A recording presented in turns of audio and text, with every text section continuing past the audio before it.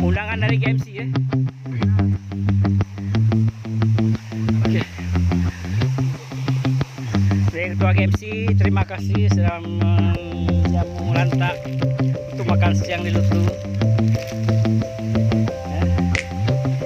Ya.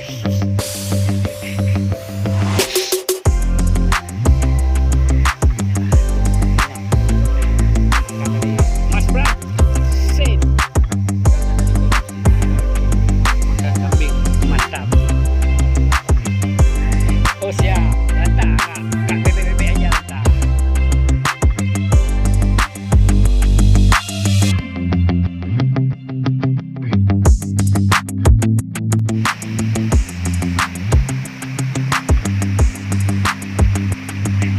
Mana Bali lah.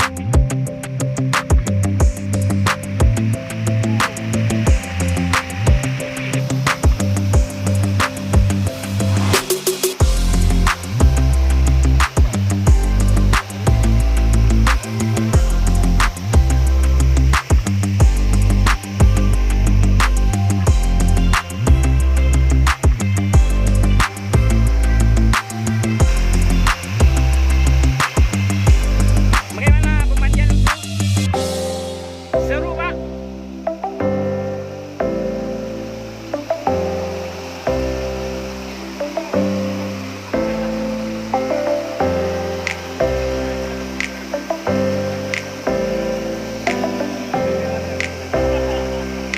Itu sama mereka.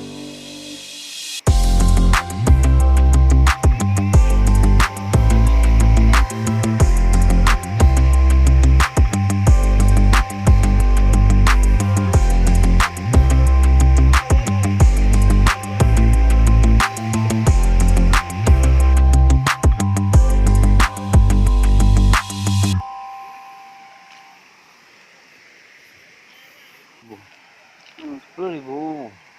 Padahal kan dapat juga dari itu banyak. Enggak. Mana? Langsung aja kami tadi. Coba kok. Pakai di Banda Aceh nggak? Banda Aceh. Di mana? Di Darussalam. Darussalam. Besok kita pulang gimana? Oke. Satu lagi ya? Oke. Jelas tapi ini kan? Hah? Jelas kan? Jelas. Oke loh. Oke. Assalamualaikum. Nah.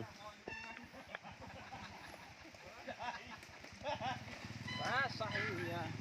Pakai kilo ha?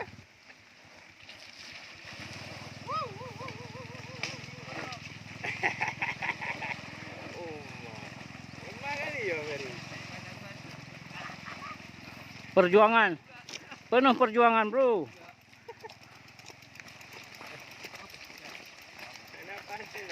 Hah?